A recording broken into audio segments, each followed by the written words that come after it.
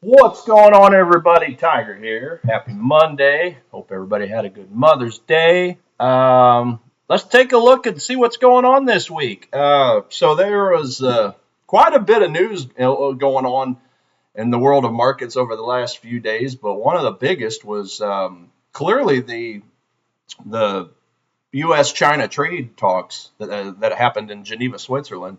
I think they did a 2-day meeting there, but look, we had some really good news on here. U.S. and China both agreed to drop their rates, their tariffs by 115%. So China's going from 125 to 10%, and the U.S. is going from 145 down to 30. So huge news. Now this is just the kind of the outline, the framework of the deal, if you will. But still got some things to iron out. But overall, that's a pretty good deal. I was shocked to see this. This is now the second deal that the administration has made. They made the UK deal, UK to US deal, of course, a week ago. And I don't think anybody on the planet Earth thought that China would be the second deal to come out of this. More like the last, because the deficit was, or the trade deficit was so huge. But hey, the man made it happen. Okay, so that's a really big deal. Plus, I think the China's agreed to open up their market. China's agreed to start taking in more U.S. goods as well. So this is above and beyond. It's part of the framework, but yeah, we'll learn more details over the coming days. But look, that's a huge deal in the markets, because as soon as that happened, you look at today. I mean, the Dow Jones, like it says there, soared over 1,000 points. So that's quite the spike, quite the impact. All the bears are probably upset, but the bulls sure like this news. I mean, if we take a look at what the markets have done. Uh-oh. Hey, I just had an alert live on my stream. So that must mean I got let's see, New Zealand dollar, United States dollar. Oh, okay. So look at this. Price has dropped into a demand zone. How about that? Live on the stream, live on my video I'm making.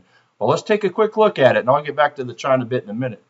New Zealand dollar. Well, let me check my edge finder, because I want to see if it's even a bullish buy, and I don't think it is. Yeah, down here we have a neutral reading. Okay, we've had some negative. Well, I should say reports for retail. So the retail sentiment, seasonality, and trend.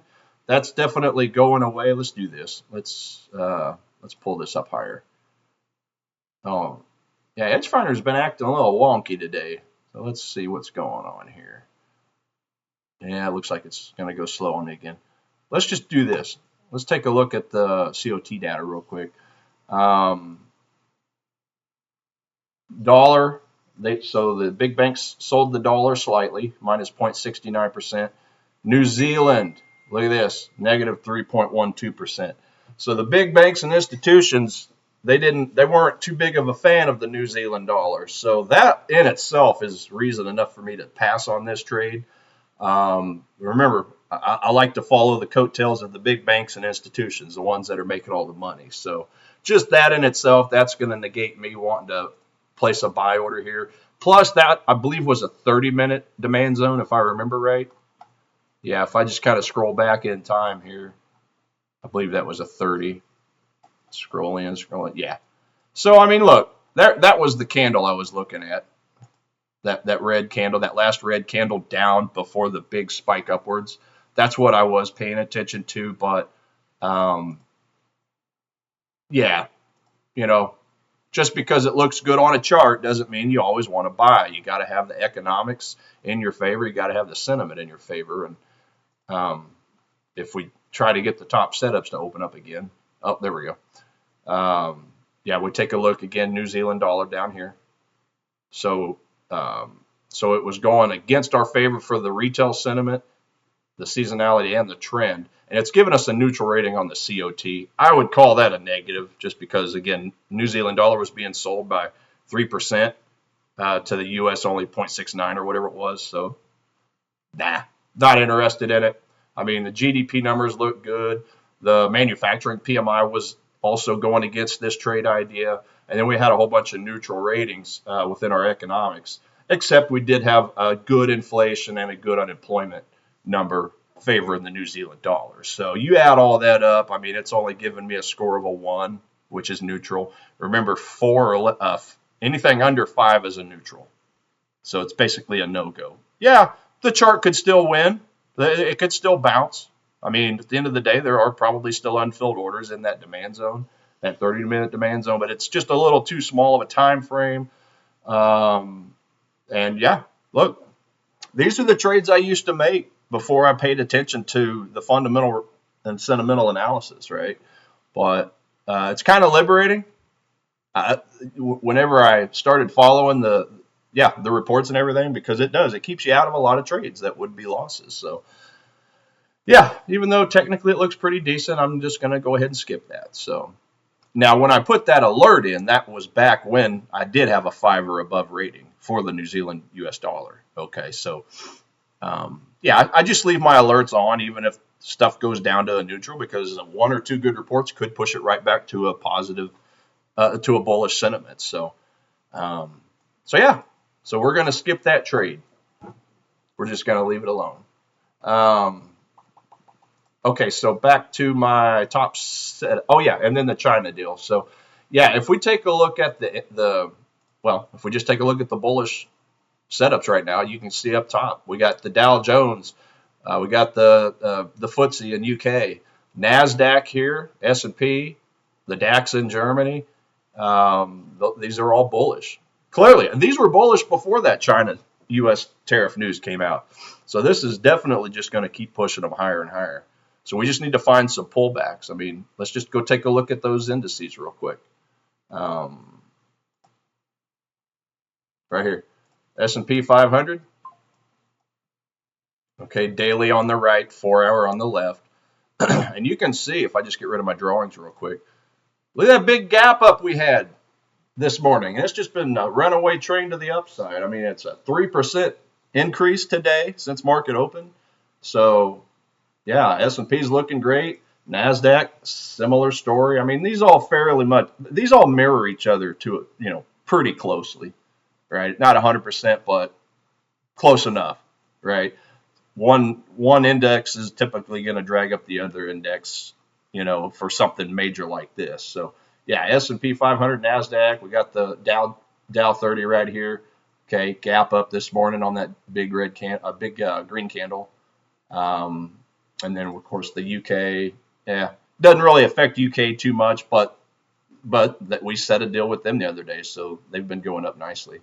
And then I pay attention to the Nikkei in Japan as well. Runaway train. I mean, this trade deal doesn't have anything to do with China, but look, they're neighbor countries. It's much like something good happens in Canada, it can affect the US in a positive way, and vice versa. So. But yeah, all of those. Actually, I don't think the Nikkei was a bullish, if I remember right. Nikkei. Where's my Nikkei? There it is, right here. So it's a bullish rating of a 3. So it's not a 5, not a 6, right? So I'm going to leave that alone. But yeah, if I get some good pullbacks on any of the U.S. indices, look, we got some buy opportunities. I mean, over here you can see that's a red candle from Friday. Okay, before the spike up today. So if we can get price to come back to this area, we might have a potential bounce. And if I look a little deeper, I actually put a alert in. So let's do this. I'm just going to draw in my daily demand zone right here. Actually, before I do that, so you can see over here, I did have a supply zone mapped out. Now this is a alert I set whenever the Nikkei was giving us a bearish rating. So, when it had a bearish rating, price come up, that might have been a good short sell position. So this just goes to show you the power of fundamentals and sentiment. Whenever it reverses and goes to a positive, you can see it just blows right through that supply zone. Okay, that was a daily supply zone, and then on the smaller time frame, I think it was an hour supply zone within that daily supply zone. Okay, let's just go back. I'll show you what I'm talking about. No, I think it was a 2-hour. Maybe it was a 4 hour. Can't remember which one it was. Yeah, 4 hour. So see, we had, and if I shut off my order block tool real quick, you can see green candle, and then a big drop after. So look, there was a point in time I would have short sold this if it would have hit. But knowing now that the economics have flipped to the other side, you can see that when price came up to that zone, it just blew right through it, right? It did have a small reaction right here.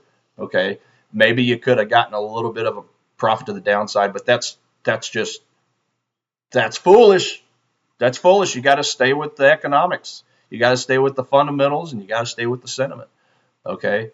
Plus, we had an uptrend at this point from this swing bottom. You can see it's just been a runaway train to the upside. So, yeah, I think when I set that alert, it was when price was right around this area somewhere, right? Because price had pushed below this low point over here, down here. So at that time, I had set an alert, and then price just kept falling and falling at that point. So it would have negated it either way, just because it was so far away. But yeah. So having said that, I'm going to go ahead and delete this supply zone. Obviously, I didn't place a trade there because the economics flipped, but I'm using that same area because that was a supply zone. Supply and demand, they often flip flop, just like support and resistance. It's essentially the same thing. So now, if I look at that same area on a smaller time frame, you can see I've got an alert set right here. Well, if I go down to I think it was a 30-minute time frame, yeah. So 30-minute time frame, look what I got. Demand zone in the same price range where it used to be a supply zone, right? The economics have flipped, so that's a new point of interest for me. And as you can see, I'm going to draw in my demand zone. I'm going to put a box around that candle and push it out here. I've got an alert set, so if price hits there, it might be a good place to buy. And again, that 4-hour demand zone is within this daily demand zone. See? Watch this. All right, now I'm going to color. I always have my daily or higher in a yellow. So look, okay, daily over here on the right, 30-minute on the left. Obviously, this box is the daily demand zone, but look, that 30-minute demand zone is right at the top of it. So, pretty good place. Potentially place a trade, because look what happened after price left that zone. It just shot up like a rocket, right? Just kept on going. So, if I were to trade this market, I'd probably include that whole daily zone, right? I would place it at the top on the 30-minute proximal candle, or the proximal line, obviously, of that demand zone candle. But then, yeah, I would just look to do something like this. I mean, if I could get a quick retracement down here, we'll buy it just like that. And then I would probably put my stop loss below the daily zone there. We'll make that red. Make that red, and then just make it a nice solid line like that.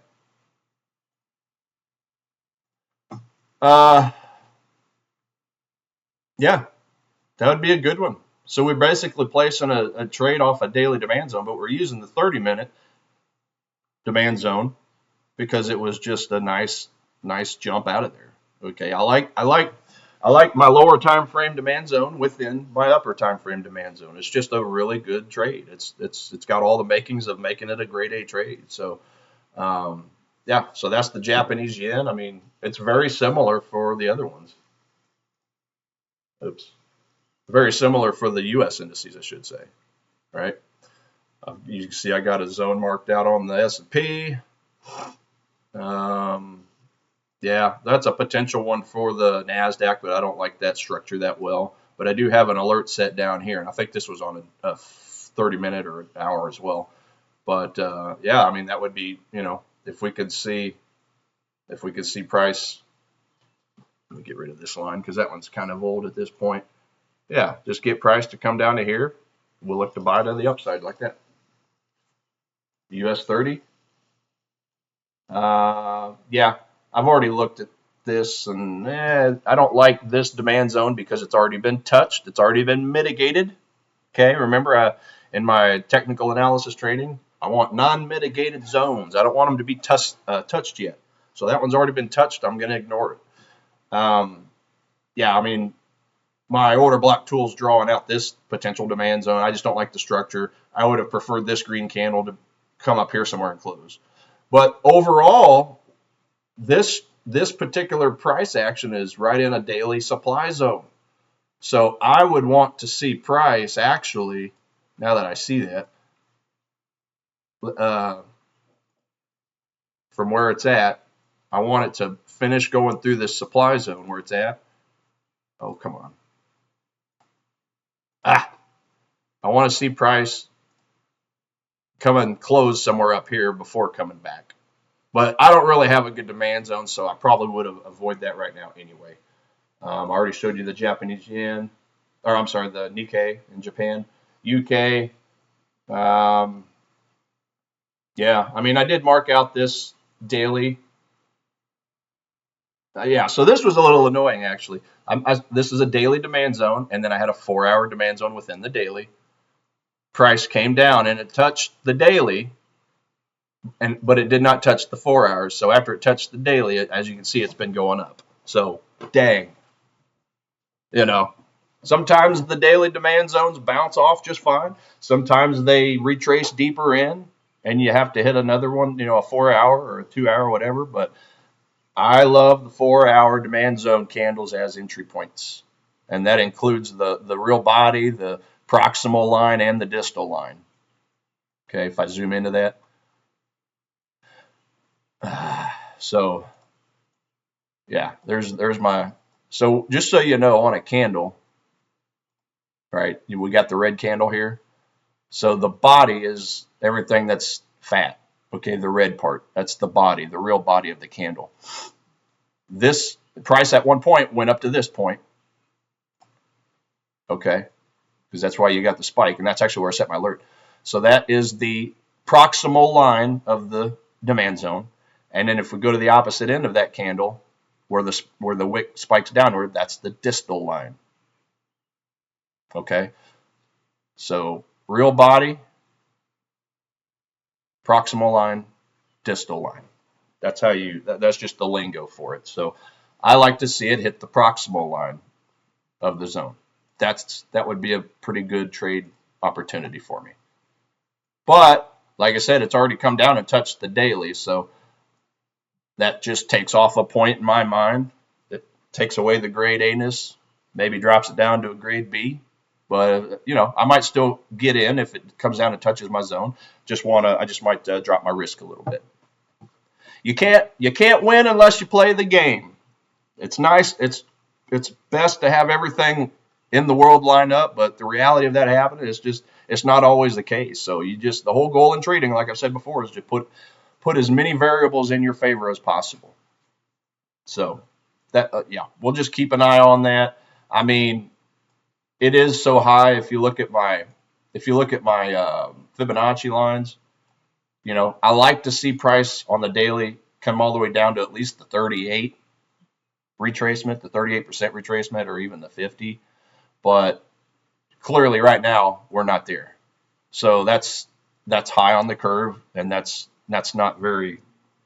It's not very tempting. So I probably would just rather see price come even higher up over the next several days, so that it would drag this line up with it, right? Does that make sense? So if I can get price up to here, then that area might be a little more attractive. But as of right now, that's the high point. So yeah, I could look to place a trade down in this daily demand zone, deeper down. Let's see what we got there. I don't think I had a 4-hour supply zone. Demand zone. Yeah, didn't really have a 4-hour demand zone in there. 2-hour. Yeah, there's one there for the 2-hour. Looks like. Right? So we got this. So here's what I'm going to do, because I know I'm not going to buy it clear up here. I'm going to actually drag this alert down, and I'm going to put it right on, where's it at? Right on that proximal line of that demand zone right there. Just like that. Make our little box, make it green. Go back to the 4-hour. Drag it all the way across like that. Now let's see what we got. All right. I mean, that's a potential demand zone right there, but I don't really like the way that candle after went up and then spiked back down and closed just barely above it. I like this one on that 2 hour time frame because it shot up pretty nicely. So that'll be one I'll keep an eye on. Let me push that line out a little further, actually. This will be something that might trigger, it might not. I mean, these indices, they may just keep going up and up. They may not retrace for a few days. Who knows? I mean, those trade deals are pretty good news. So they could just all be a runaway train for a day or two or three. Who knows? It could turn around and reverse. Nobody truly knows which direction the market's going. Again, it's all about variables and probabilities. But yeah, that news is definitely probably going to be good for a few days at least. So we'll see how that goes. But yeah, go back to my top setups. DAX in Germany, we have a 9 rating there. Let's go see the deux forte, the deux. I mean, it's been a runaway train too. I got a runaway train. So I put an alert down here on this 4 hour candle last week, I think, right here. Okay, 4 hour demand zone within the daily demand zone. Pretty good spot. So that may not come back. I mean, it's been a runaway train, but it's at least there in the context of my Fibonacci from my swing low to my swing high. So we'll just keep an eye on it. I mean, if I were to get something, spike down real hard, we may potentially place a buy order at that point. But I don't know. I just don't really see it with these indices right now. I think they're just going to keep going up and up. China, or I'm sorry, that's the CAC in Paris. China's Hang Seng Index, that same thing. They're the other end of this trade deal. So look, they've spiked hard up. Their CSI 300 index spiked up, and then the Hong Kong 50 is all spiked up. So the markets are really loving this. The indexes really loving this news. The U.S. dollar, same thing. Look, it's been spiking pretty hard today. Okay, look at that gigantic green candle. Now this is just the dollar index. This isn't a currency pair to trade. Unless you trade, currency futures, which I don't do that. I've got currency futures somewhere on here. I'll check up. Yeah, right here. Dixie futures. All right. 60. I mean, all the different major currencies. I do keep an eye on it, but they're very similar to the currency indexes, right? So anyway, yeah, the Dixie's going up pretty good. Now the Dixie is, I think the U.S. dollar is 85% of the value, and then the other 15% is made up with the other majors. I don't know exactly how it works, but at the end of the day, that just means the dollar's doing pretty damn good right now, in the context of a big, gigantic drop over the last few months, couple months. So it is coming up though to a supply area, so it could very well come into this zone like it is now and bounce back down a little bit. We'll see. We'll see how it goes, but. Let's just isolate just my currencies now. I just want to look at the currencies only. So I'm going to put my minor currency pairs and I'm going to put my major currency pairs. And here's what we got. And I'm going to go with I'm going to take out the neutral. So this is really what I have currency wise. The top one is the New Zealand dollar, Japanese yen. Let's go take a look at that. Where you at? There you are. All right. So yeah, very similar to the indexes. All the indexes, right? I do have an alert set, looks like, down here. Let's put my lines back on real quick. Yeah. So I think that's either a 2 or a 1 hour. 1 hour, yeah. So here's my 1 hour demand zone right here. Get rid of my order blocks. You can see that's the last red candle down before a sharp spike up. Up and up and up and up and up. So I got an alert set there. Okay. In fact, I need to adjust my Fibonacci tool up a little bit so that I can get the extreme top there. But yeah, that's a good potential trade setup, right? Price jumped up. So like my drawing shows here, I just want to see price adjust that as well.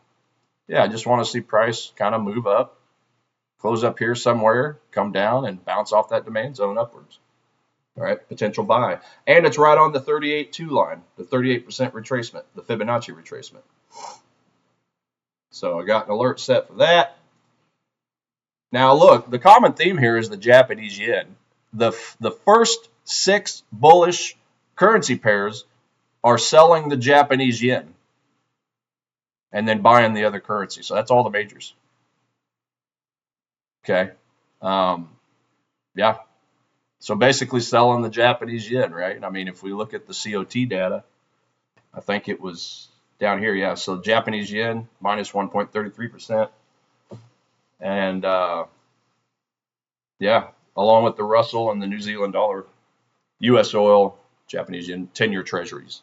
That's the U.S. 10T, U.S. Treasury bonds. So they all got sold last week. Now all this happened before the China-U.S. trade deal. So it'll be interesting to watch how price reacts this week off of that news on all the assets. But yeah, if we go back to our top setups, basically I want to buy everything. I would like to buy something and sell the Japanese yen. So we've already looked at New Zealand Jap, pound Jap, Euro Jap. Okay, there's the pound Jap. Same thing. I got an alert set right here off that zone. I would prefer price on the pound yen to break through the rest of this daily supply zone and close up here before returning and then bouncing off of the demand zone to the upside for a potential buy. And I got me a nice little horizontal line pointing downwards from up here right through the heart of it. So that'd be a good place to buy if we can get a retracement, on the pound Japanese yen. So looking good for that currency pair. Save that. The euro Japanese yen is going to look probably fairly similar. Got a lot of lines on here. Yeah. So there's my Fibonacci's, the 38.2 level. Don't really see anything here. Just a bunch of squiggly lines, right? On a 4-hour. Yeah. Not a whole lot. Now a lot of people will just buy from it touching the 38.2 or the 50% or the 61.8 golden zone. So I don't do that. I look for order imbalance. Remember, unfilled orders. I have to have a demand zone to buy. So I don't really see that on a 4-hour. I mean, if I go down to the 2-hour, nothing there. 1 hour, nothing there. I don't want to go any lower than that. Yeah, there's nothing lower. So we'll avoid the euro Japanese yen for now anyway. Swiss Japanese yen, Aussie Japanese yen. Here is the Swiss yen up here, I believe it is, right there. Yeah, just a lot of consolidation over the last few weeks up here. All right. Don't really see a zone, so we'll avoid that. I do have the daily, which has been hit and then did bounce. In fact, it hit. As you can see, I colored that zone a little less green, that demand zone, because I think that was on a 2-hour. I think. Is that a 2-hour? Yeah. So this 2-hour demand zone within the daily demand zone was an absolute perfect bounce right there. See that? Now, I didn't buy it. I did not buy into this trade. Why not, Tiger? It was a perfect bounce. It bounced off the daily and it bounced off the 4-hour or the 2-hour rather within the daily. Why the hell didn't you buy this market? Well, I didn't because I was already in a trade incorporating the Japanese yen. That's back when I was in my British pound Japanese yen trade, and even though it looked great, I was already trading the yen. So basically, I don't like to double my risk on any one currency.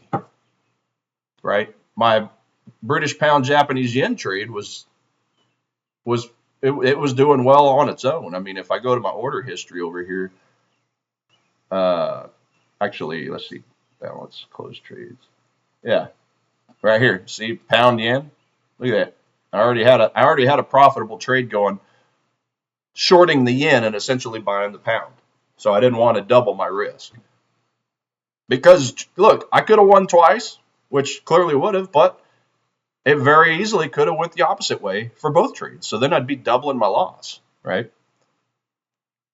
So no matter how good something looks, I personally don't like to double my risk on any one currency. So as you can see, I did fine. Okay. So I did pretty good on that. I've had a lot of good green trades lately. Look at that. Quite a few. Quite a few good ones lately over here. Profit and loss. But so yeah. So that's why I didn't place that trade. But yeah, having said that, if we take a look at where we're at right now, I don't really have anything wet in my whistle. I won't trade that again because it's already been touched. It's already been mitigated, even if price comes down here. Okay, so I'm just going to leave that one alone. What would Aussie Japanese yen? Yeah, a lot of these are looking very similar, right? They really are. I mean, if I look at this one, I do have an alert set right here below the 38. So between the 38% and the 50% retracement, I believe that one's on a smaller. I believe that's a 1 hour. Yeah, this alert set right here. Okay. So I got that candle right there. Now, price didn't fly upwards. I mean, it flew upwards, but the candle right after didn't fly up very much. It just kind of slowly, steadily went on out, just a little bit at a time, a little bit at a time. But it's enough, and it was enough of an increase to warrant putting an alert on there and seeing what price does if and when it comes back to it. So we'll keep that one on my list to watch. I got an alert set. Price hits. We'll take a look at it in the near future.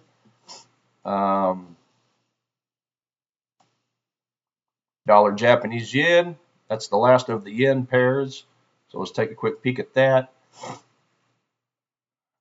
Yeah, so price blew through this daily supply zone. Now, at one point, the dollar Japanese yen was giving me a bearish reading, so I had that daily supply zone.